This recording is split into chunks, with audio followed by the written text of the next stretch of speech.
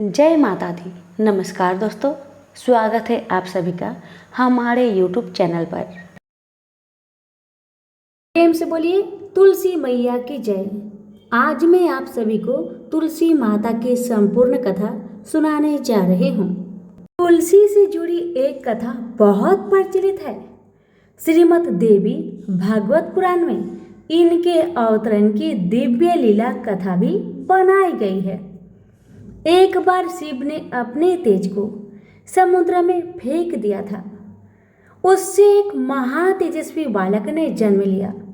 यह बालक आगे चलकर जालंधर के नाम से पराक्रमी दैत्य राजा बना। इसकी राजधानी का नाम जालंधर नगरी था।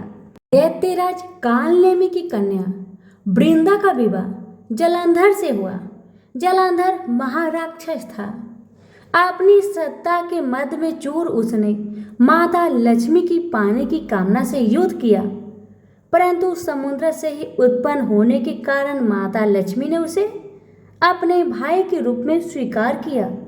वहां से पराजित होकर वह देवी पार्वती को पाने की लालसा से कैलाश पर्वत पर गया। भगवान देवाधिदेव शिव का ही रूप धरकर माता पार्वती के समीप गया, परंतु मां ने अपने योग बल से उसे तुरंत पहचान लिया तथा वहां से अंतर्ध्यान हो गई। देवी पार्वती ने क्रोध होकर सारा वृत्तांत भगवान विष्णु को सुनाया। जालंधर की पत्नी वृंदा अत्यंत पतिव्रता स्त्री थी। उसी के पतिव्रत धर्म की शक्ति से जालंधर न तो मारा जाता था और न ही पराजित होता था। इसलिए जालंधर का नाश करने के लिए वृंदा के पतिव्रत धर्म को भंग करना बहुत जरूरी था। इसी कारण भगवान विष्णु ऋषि का वेश धारण करके वन में जा पहुंचे, जहां वृंदा अकेली भ्रमण कर रही थी। भगवान के साथ दो मायावी राक्षस भी थे, जिन्हें देखकर वृंदा भयभीत हो गई। ऋषि ने वृंदा के सामने पल में दोनों को भस्म कर दिया। उनकी शक्ति देखकर वृंदा ने कैलाश पर्वत पर महादेव के साथ युद्ध कर रहे अपने पति जालंधर के बारे में पूछा। ऋषि ने अपने माया जाल से दो बानर प्रकट किए।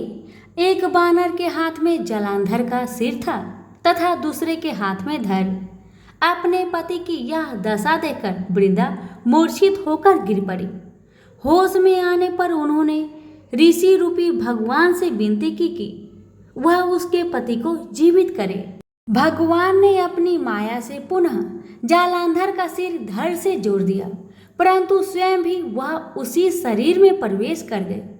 वृंदा को इस छल का जरा भी आभास न हुआ। जालंधर बने भगवान के साथ वृंदा पतिव्रता का व्यवहार करने लगी, जिससे उसका अस्तित्व भंग हो गया। ऐसा होते ही वृंदा का पति जालंधर युद्ध में हार गया। इसी सारी लीला का जब वृंदा को पता चला तो उसने क्रोध होकर भगवान विष्णु को शीला होने का श्राप दे दिया तथा स्वयं सती हो गई। जहाँ वृंदा भस्म हुई वहाँ तुलसी का पौधा उगा। भगवान विष्णु ने वृंदा से कहा, हे वृंदा, तुम अपने अस्तित्व के कारण मुझे लक्ष्मी से भी अधिक प्रिय हो गई हो। अब तुम तुलसी के रूप में सदा मेरे साथ रहोगी। जो मनुष्य भी मेरे शालिग्राम रूप के साथ तुलसी का विवाह करेगा उसे इस लोक और परलोक में विपुल यश प्राप्त होगा। जिस घर में तुलसी होती है वहां यम के दूत भी असमय नहीं जा सकते। गंगा व नर्मदा के जल में स्नान तथा तुलसी का पूजन बराबर माना जाता है। चाहे मनुष्य कितना भी पापी क्यों न हो, मृत्यु के समय जिसके प्राण मंजरी रहित तुलसी और गंगा जल मुख में रखकर निकल जाते हैं, वह पापों से मुक्त होकर बैकुंठ धाम को प्राप्त होता है। जो मनुष्य तुलसी व आंवलों की छाया में अपने पितरों का श्राद्ध करता है, उसके पितर मोक्ष को प्राप्त हो जाते हैं। उसी दैत्य जालंधर की यह भूमि जालंधर नाम से विख्यात है। सती वृंदा का मंदिर मोहल्ला कोट किशनचंद में स्थित है। कहते हैं इस स्थान पर एक प्राचीन गुफा थी जो सीधी हरिद्वार तक जाती थी।